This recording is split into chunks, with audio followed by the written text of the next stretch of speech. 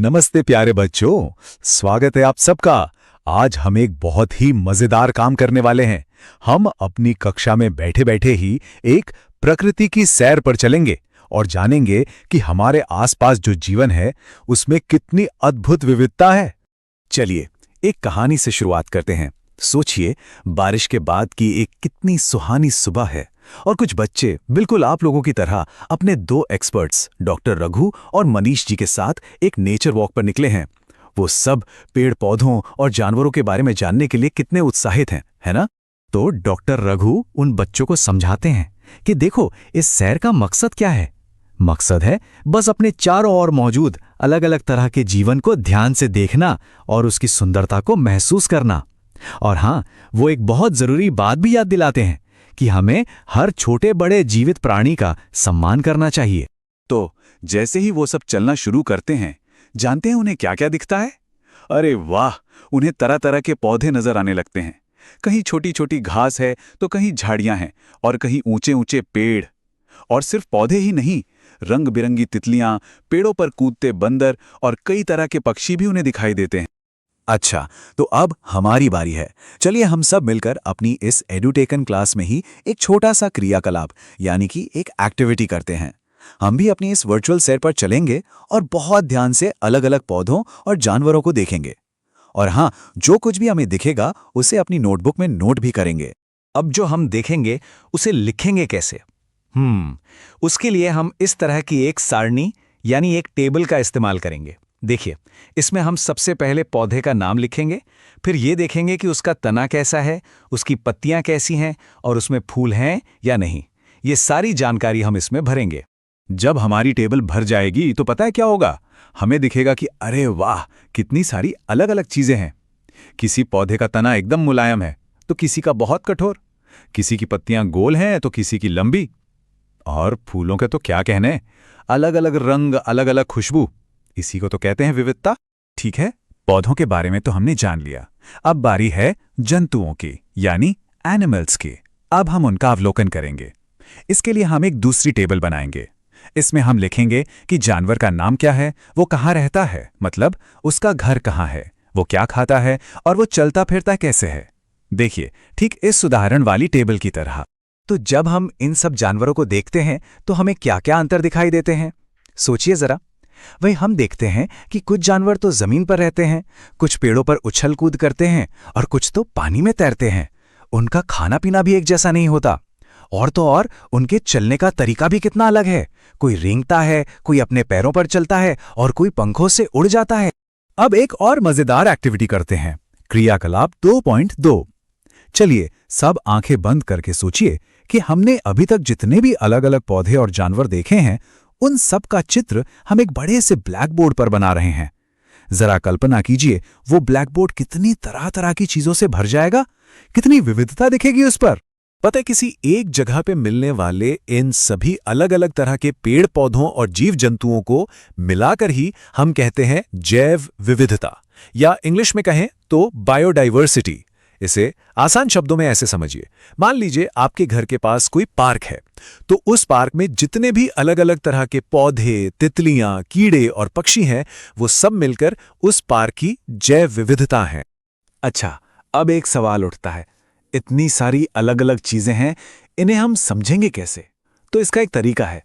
जैसे आप लाइब्रेरी में जाते हैं तो सारी कहानियों की किताबें एक जगह होती हैं और साइंस की किताबें एक जगह। ठीक वैसे ही हम इन सभी जीवित चीजों को भी उनकी एक जैसी बातों के आधार पर अलग अलग ग्रुप्स में यानी समूहों में बांट सकते हैं। चलिए इसे समझने के लिए एक और एक्टिविटी करते हैं। सोचिए, अगर हमारे पास बहुत सारे कार्ड्स हैं जिन पर अलग अलग पौधों और जानवरों के चित्र बने हैं, तो हम क्या कर सकते हैं? हम कोशिश कर सकते हैं कि जिन कार्ड्स पर एक जैसी चीजें हैं उन्हें एक साथ एक ग्रुप में रखें। अब मजे की बात यह है कि ग्रुप बनाने के नियम तो कई हो सकते हैं, है ना? हो सकता है कि कोई लंबाई के हिसाब से ग्रुप बनाए, लंबे पौधे एक तरफ, छोटे एक तरफ, या कोई ये देखे कि किसमें फूल हैं और किसमें नहीं। कोई उनके रहने की जगह के हिसाब से ग्रुप बना सकता है। मतलब एक ही चीज को अलग अलग तरीकों से ग्रुप में बांटा जा सकता है। ठीक है, तो अब हम सिर्फ पौधों की बात करते हैं। चलिए देखते हैं कि पौधों के ग्रुप्स कैसे बनाए जा सकते हैं। हम दो चीजों पर ध्यान देंगे। एक तो पौधे की ऊंचाई और दूसरा उसका तना कैसा है। इन दो बातों के आधार पर हम पौधों के 3 मुख्य ग्रुप बना सकते हैं। ध्यान से सुनिए। पहला ग्रुप है शाक यानी हर्ब्स। ये छोटे होते हैं और इनका तना हरा और मुलायम होता है, जैसे टमाटर का पौधा। दूसरा ग्रुप है झाड़ी यानी श्रब्स। ये मीडियम साइज के होते हैं और इनका तना कठोर होता है, जैसे गुलाब का पौधा। और तीसरा ग्रुप तो सब जानते हैं, वृक्ष यानी ट्रीज। ये बहुत लंबे और मजबूत होते हैं, जैसे आम का पेड़। अच्छा, पर कुछ पौधे ऐसे भी तो होते हैं जिनके तने बहुत ही कमजोर होते हैं, है ना? वो सीधे खड़े नहीं हो सकते। इनमें से जो किसी सहारे को पकड़कर ऊपर चढ़ जाते हैं, उन्हें हम कहते हैं आरोही लता यानी क्लाइंबर्स, जैसे मनी प्लांट। और जो जमीन पर ही फैल जाते हैं, उन्हें कहते हैं विसर्पी लता यानी क्रीपर्स, जैसे तरबूज या कद्दू का पौधा। चलिए, अब हम जरा पत्तियों को और भी ज्यादा ध्यान से देखते हैं। एक और एक्टिविटी करते हैं। अगर आप किसी पत्ती को ध्यान से देखेंगे तो उस पर पतली पतली लाइनें दिखेंगे, है ना? इन लाइंस के डिजाइन को शिरा विन्यास कहते हैं। ये 2 तरह का होता है। अगर ये डिजाइन एक जाल जैसा बना है तो उसे कहेंगे जालिका रूपी शिरा विन्यास। और अगर ये लाइनें सीधी सीधी एक दूसरे के बगल में हैं, बिल्कुल रेल की पटरी की तरह, तो उसे कहेंगे समानांतर शिरा विन्यास। अब पत्तियों के बाद चलते हैं जमीन के नीचे यानी जड़ों की तरफ। ये भी 2 तरह की होती हैं। ध्यान से देखिए। कुछ पौधों में एक मेन मोटी जड़ होती है जो नीचे तक जाती है और उसमें से छोटी छोटी जड़ें निकलती हैं। इसे कहते हैं मूसला जड़, जैसे मूली या गाजर।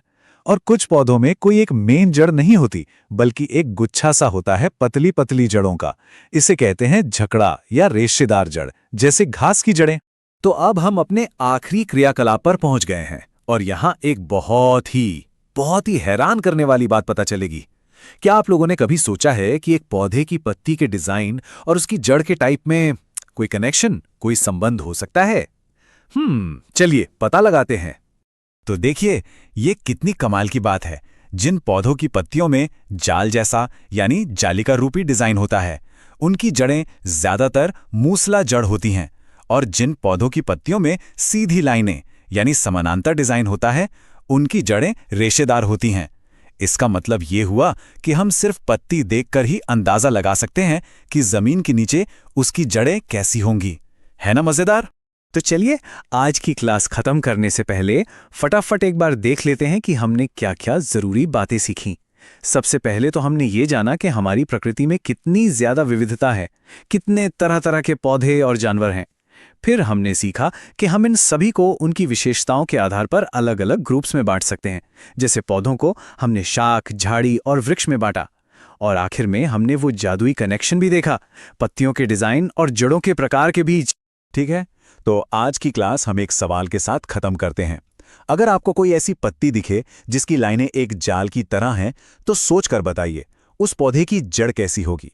अब अगली बार जब भी अपने आसपास कोई पौधा देखें तो उसकी पत्तियों को बहुत ध्यान से देखना और उसकी छिपी हुई जड़ों के बारे में सोचने की कोशिश करना।